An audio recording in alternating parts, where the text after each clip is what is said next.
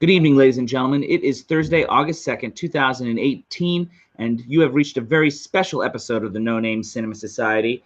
Tonight we kick off our 50th set of episodes. Hi, everybody. My name is Jonathan Betzler. I'm here at my home in Los Angeles, and I'm excited about this 50th set of episodes. We started the show in February of 2015, and 3.5 years later, we're still going strong, bigger, and better with more members. Now, interestingly enough, our first episode was technically an Oscar preview in which we incorporated an indie spotlight and a classic. So technically speaking, although we've done 50 indies and 50 classics, or we will have by the end of this set of episodes, we've only technically done 49 current features. So our 49th current feature is tonight's movie for discussion, the Mission Impossible: Fallout. Now, let me get straight to the intros, and I'll start with one of those that has been with me from the beginning, even if he is a psychopathic anarchist terrorist that desires the fall of the old world order. Ladies and gentlemen, Drunk Davie is here. I appreciate that. Thank you. Davie, the big 5-0. We've been counting down to this. Every time you said that you didn't think we'd get 3 episodes in, let alone 50. I know it's. I came up with a good show here, huh? Or so we think, and maybe 60 some odd other people. The dozens of people that watch it agree. It's an obscure little show that the diamond in the rough, if you will. Our other host this evening is a handsome, aging, risk-taking spy whose only weakness is his overinflated sense of morality. Patrick Taylor is here. Hello. And I have no morals, so. Just a couple weeks ago, Patrick and I were collaborating again. We were working together on set. Here's a picture of Patrick and I posing in the Sony lot for a commercial we were working on. Wow, you guys are handsome. Right, Patrick? It was a dirty day, but we got paid to do it, so it was nice. It was a fun shoot. Now, here's a picture of what I looked like after. It involved colored powder. It was very messy. Here's a picture of what I looked like afterwards. My shirt and jeans and shoes were ruined. I'm still waiting for my dry cleaning reimbursement, Patrick. Be happy with a check. How about that? Lucky I'm paid at all is his point. Okay. I see how it is. Our schedule for our 50th set of episodes is as follows. Tonight, of course, August 2nd, we're doing Mission Impossible: Fallout. On Monday, August 6th, we're going to do a documentary for our Indie Spotlight from 2013. The film is called The Square. And we're going back to 1942 next week, August 9th, for Sam Wood's Pride of the Yankees. And on Monday, August 13th, will be a 34th Sound Off, in which I introduce a new segment. Somebody else is going to have a second run, and I count down the top 5 sports biopics. So that's coming up in the next couple weeks or so. Now, Patrick, are you drinking with me this evening? I have some Crown Royal. Ooh. Are you going to drink it right out of the bottle? You know, I was raised with class, but apparently not tonight. Yes. Oh, a little ghetto style for Patrick tonight. I'm not as fancy. I'm going with beer, Goose Island, which those of you who watch know that it's my favorite beer these days. I'm enjoying it. But Patrick, cheers to you, sir. Salud. So let's jump right into it here with Mission Impossible. You guys ready for the summary? You bet. Mission Impossible: Fallout. The capture of Solomon Lane has had an unexpected ripple effect on the global intelligence community. Key members of the syndicate have spun off to a group called the Apostles, led by the mysterious John Lack. Lack is trying to obtain plutonium for his nuclear bombs to send his message. Ethan Hunt and his team must find Lack and intercept the plutonium before millions of innocent people are killed. Guys, how was that summary? Well done. That was good. It missed some of the heart that was involved in the film. We'll get to that perhaps. It's time for opening thoughts, and the master of opening thoughts is the monosyllabic Drunk Davie. Davie, what you think of Mission Impossible: Fallout? Best one yet. Okay, there you go. Patrick. Davie has never liked the film. I actually really did enjoy this film. It was great. I thought it was what I would expect from a Mission Impossible movie.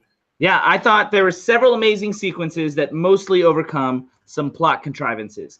And to counter-argue Davie, I actually liked Rogue Nation mildly better than this because of those plot contrivances. So I would put this as second or third in the series. But I really hated 2 and 3. So that there's a big gap between those for me. Let's start with the direction, I think, because There was some amazing stuff that Christopher McQuarrie was doing within the action genre. Some amazing and imaginative and in some cases original sequences. And for me, guys, I'm thinking about the plane jump, which, like one of our favorite shots from Creed, Davie, was amazingly all one shot. Visual effects in that sequence really up the ante in terms of photorealistic visual effects. It's one thing to do visual effects for a sci-fi city or something like that, but when you're recreating reality with that kind of action, really impressive that it was all done in one without any cuts. I also like the original extraction plan. Ethan is sort of imagining how the extraction plan would go, and Christopher McQuarrie had a surprising choice of music there, counterbalancing what was going on screen. And the helicopter chase towards the end, although somewhat derivative of Spectre, which is a movie reviewed in episode 19.1, but it was still exciting and visually engaging. Those are just three sequences I can think of that really upped the bar and made this an enjoyable action movie. Patrick? Just the fact that before the movie, I heard that he did all of his stunts. It made it feel more real. Like it made all those action sequences feel more real, even though I knew they were adding set extensions and doing wire removal and things like that. I was shocked and amazed at how old Tom Cruise is, that he's still able to climb up that rope and then possibly in that helicopter scene, possibly fall down and catch the rope somehow. I don't know how they did half the things. It was just amazing that he was actually involved in all of those stunts. The only thing about that is it's sort of taking outside knowledge and it's affecting your input of the movie. Like, 25 years from now, will people know that exactly as they watch the movie? It's impressive regardless, but I mean, I do think that it's interesting that you took sort of something you knew from the real world. It added to your enjoyment, it sounds like. Davie, what do you think about the action in this movie? I think it's pretty great. I've kind of viewed them as sort of like an amusement park ride. I always have fun with them, but it never really sticks with me afterward. This one really did. All the scenes that you mentioned, plus the rope at the end with off the cliff. I consider that part of the helicopter. The helicopter. Okay. Wow. This is really it was a lot of fun. Patrick, did I cover the right action sequences? Do you feel like I got the standouts? And the fight scene in the bathroom. That scene was pretty amazing. Great fight sequence. You didn't see how it was going to end, and then when it did end, it introduced a new character. It was great. It wasn't introducing us. So did you not see Rogue Nation? No, an old character, but a new character for that sequence. Yes. The other thing that from a directorial point of view, that I thought was really interesting, and I'll get to the individual performances, but I thought it was interesting for an action movie. Almost all of the performances are effective action movie performances. Yep. Well-defined characters, effective and interesting. Now, I'm not saying any of them are remotely Oscar-worthy, but they almost all fit neatly within this world. One exception that we'll get to, but overall, there's one major exception. Overall, I think the performances were strong, and I for what it is. Patrick, you were commenting, so I'll let you go first. The two characters that I least felt connected with and that I liked were the government representation. You're talking about Angela Bassett. Angela Bassett and Alec Henry Baldwin, which I was wondering if Alec Baldwin was supposed to be a comic foil. That was probably the most unbelievable character. Well, that's interesting. I actually list Alec Baldwin as a standout. We're on opposite ends there. I can see your concern about Angela Bassett. I felt like Alec Baldwin was having fun with it. I really sort of enjoyed what he was doing, again, within this world. His performance also captured some of the spirit of the old series, as far as the secretary is concerned. I liked Alec Baldwin, but my overall point was I was impressed at how good the across the board the performances mostly were. And I sort of give that credit to Christopher McQuarrie in terms of his world building, keeping everybody on the same page. Davie? No, I think you're right. I had noted that too. And in fact, I'm reaching. I can't figure out who the problem actor is. I'm actually kind of interested to find out. But that's a great segue. I thought everyone was great. Except for one of the worst actors in the world, which is Tom Cruise. You talked about stunt ability. That is great that he's able to do his own stunts, but as an actor in a performance, I've never liked him in any of these films. I feel like he continues to bring no life or dimension to Ethan Hunt. He's as bland a hero as there ever was.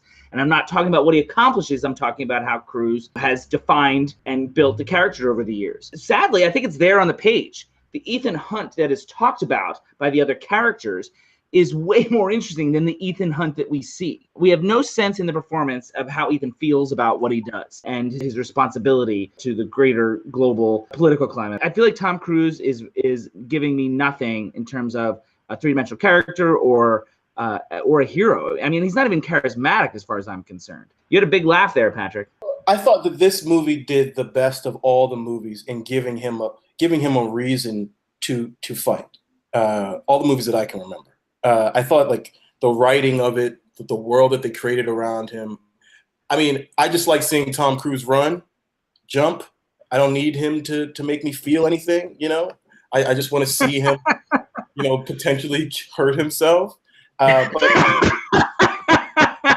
I did like the world that the writer made around him. It gave him a purpose. It gave him a driving purpose. You know, like he was fighting for the two loves of his life, and I did enjoy that. Yeah, I like the screenplay. I like the ideas they were putting there, but I mean, like, he's so one note when it comes to it all. Like, I don't feel anything from him. It doesn't hurt the movie that much. I like the movie. Certainly, yeah, I think it might be second best in the series. It's rare for a series as bad as 2 and 3 were to jump back into such a positive film, but these films would be so much better if anybody else was the lead. Maybe they're not doing their own stunts the way he is. Imagine how much better it would be if Ethan Hunt was, like, interesting. You think you could survive without Tom Cruise? I'm not talking about a business point of view, but yeah, I actually think they would survive without Tom Cruise. I thought he was pretty good. The scene that comes to mind is the one with the police officer. You know, in France, of course, the female police officer is going to be like a supermodel. So there's a great moment of tension there. You know, I don't want to give away the scene because it's pretty suspenseful, but he definitely emoted stress and that's the note that is Ethan Hunt. That's his note. So I mean, I didn't feel like it was any different from the stress that he relates the rest of the movie. I thought he did it better in that scene than maybe like earlier in the movie when he was faced with it. I like the movie and I like the scene, but I didn't feel like he was giving me anything special, like any conflict that because I mean, like his I mean, I joked when introducing Patrick as having an overachieving sense of morality or something like that. And that's all that he is. Like, you know, like there's never any question as to what he's going to do. It's about how he's going to do it. So there's no layers there to me. Just basically his expression made me think for a second that this may be the time that he actually lets it go. There was a scene in there where they kind of touch on what you're saying. There was a question on whether he was hiding his fear or whether he was really just blank with emotion and just calm. That kind of makes him a better spy. He has one emotion. We have Tom Cruise in this movie, so we better make him a one-note character so to justify. They said it. It was like one of the points, you know?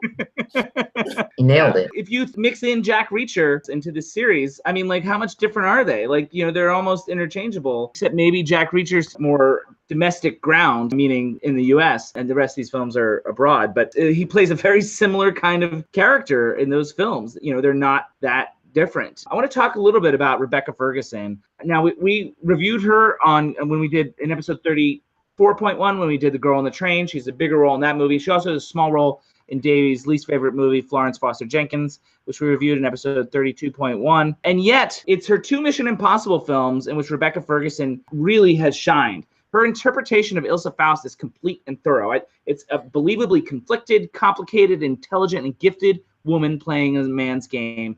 And it's finally someone that has chemistry with Tom Cruise. I think she's a real boon series and a big reason why 5 and 6 are so much better than the 4 before it. Davey, I'll let you chime in about this. Yeah, no, she was great, and she, you know, but I think it's a lot of the same stuff as with Cruise. You know, basically you know how the person is gonna respond, but they have to do their best. I don't think with her. I think she's awfully mysterious in both films. She's got a lot going on. I think you know the way where she's going to come down. It's just that that's what makes it difficult for and more impressive that she can sell. She can make you wonder whether it's actually going to go that way or not. The movie was very formulaic.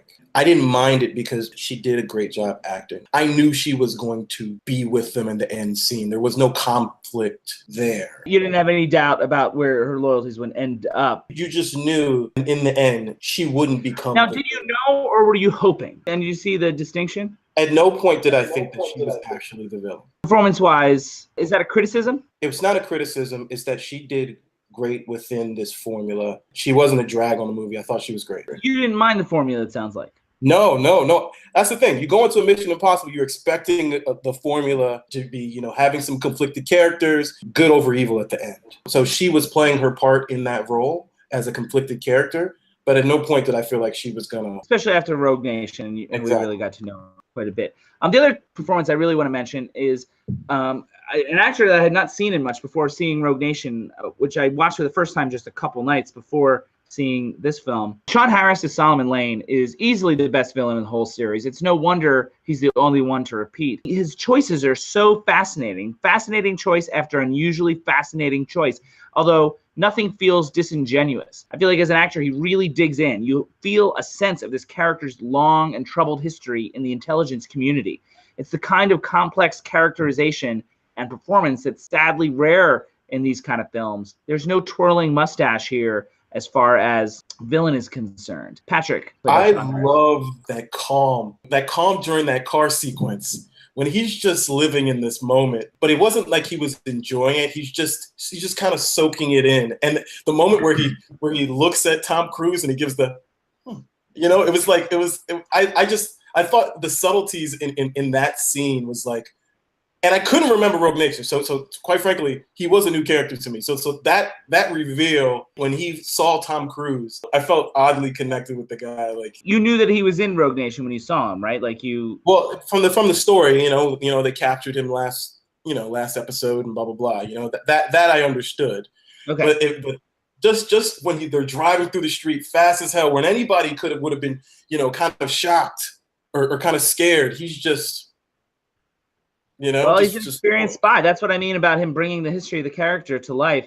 I would also say that, for what it's worth, he did not have a long beard in Rogue Nation. Davie, Sean Harris. No, I think with a part like that, it could be tempting and maybe even easier for an actor to kind of just lapse into shtick and kind of ham it up. But you're right, it's nuanced, and he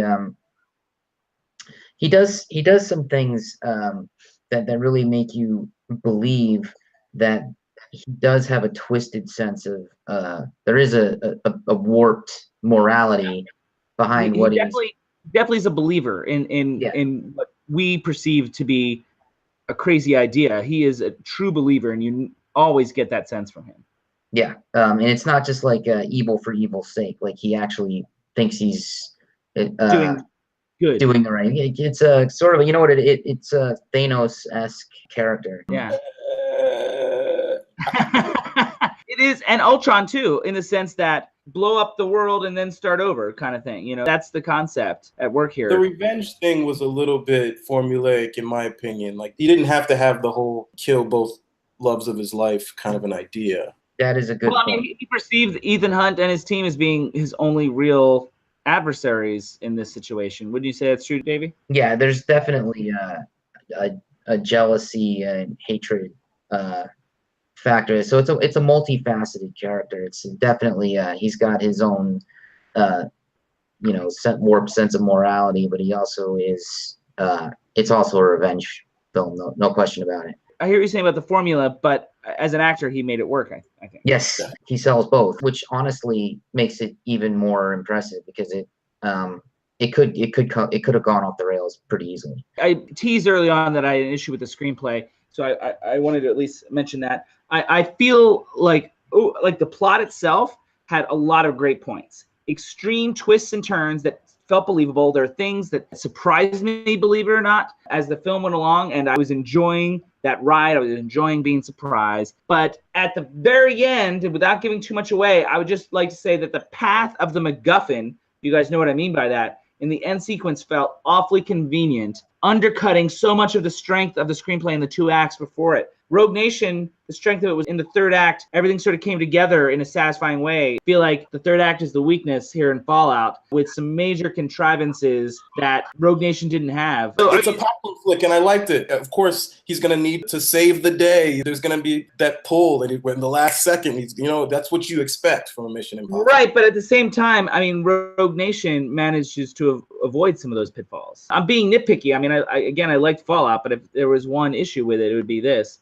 And it sounds like you somewhat agree. Yeah, I do. Davey. The way that the third act came together didn't bother me. I think I know what you're getting at. You know what I mean when I'm talking about the MacGuffin. As far as the audience is concerned, MacGuffin in a movie is the thing that everybody's after. There were several times when they wanted to raise the stakes, but then they relied on luck a little too much in order to let Ethan get to a place where he could save the day in the nth hour. The method that he uses to get it's such a blunt instrument.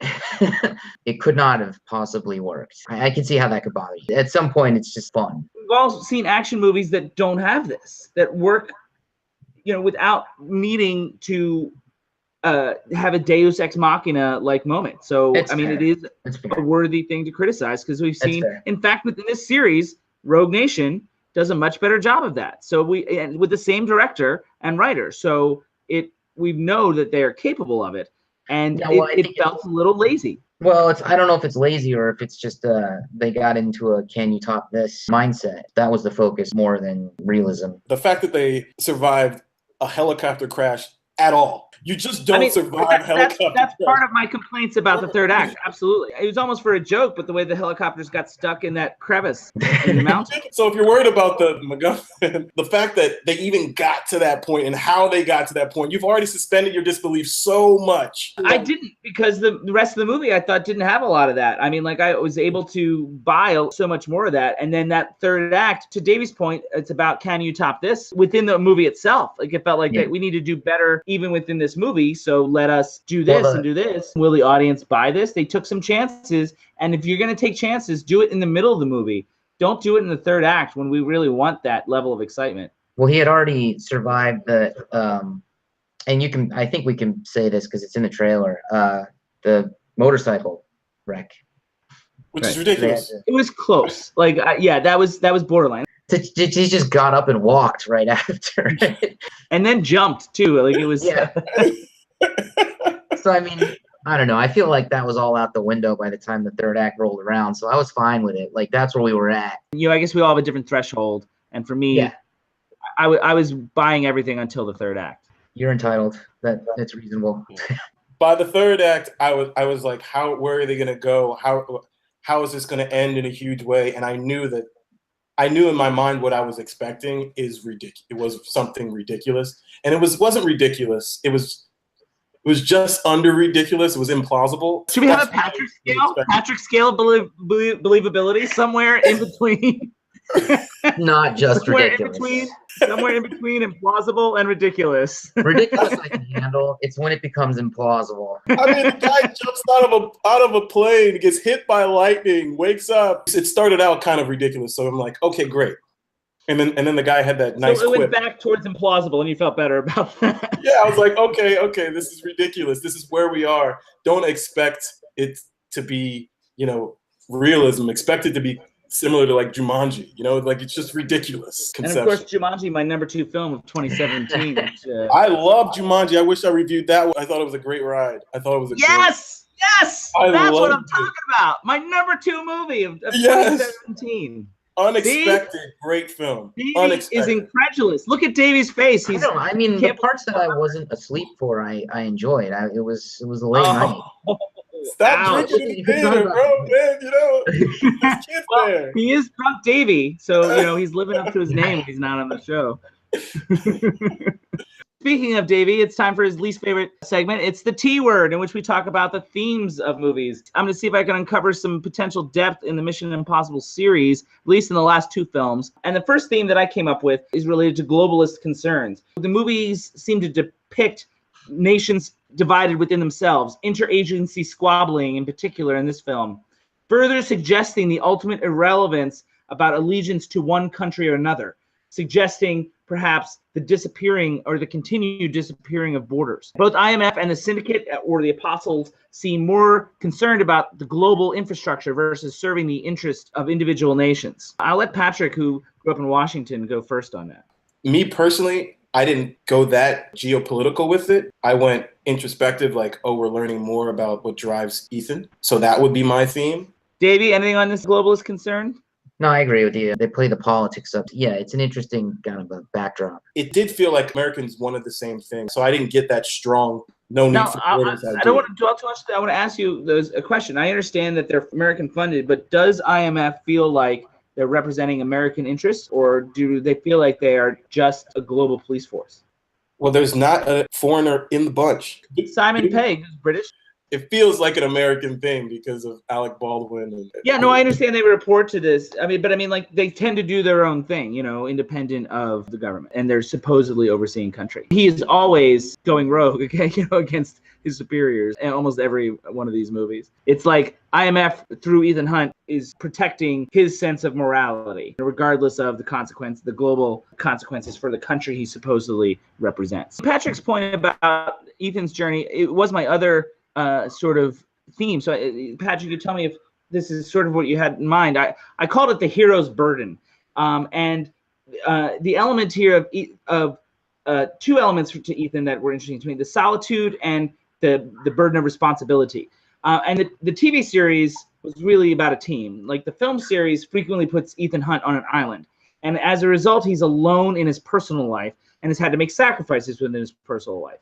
The series almost plays that concept like the 60s and 70s Westerns did, the way they portrayed their heroes, like, for example, Will Penny, a film that we talked about, episode 42.3. This is their lot in life, and so a private life is not really an option. And in terms of responsibility, the skills that he has learned make him uniquely capable of saving a world. So almost like Spider-Man to some degree. And yes, Ethan Hunt might as well be a superhero because he can do what he can do. He has to do it regardless of the consequences or the effect on his personal life. He can't get out of the game because someone with his skills needs to watch the world, even though he urges others to get out. Patrick, is that sort of what you were alluding to? Definitely. I liked how this movie started with just giving you like someone important to him could be hurt by the decisions that he makes or doesn't make. Some of the movies they don't start like that. It's just balls to the wall action, not have any driving forces. All right, guys, I'm going to wrap things up. We've covered a lot of stuff here. Wait, hold on. I actually have a theme.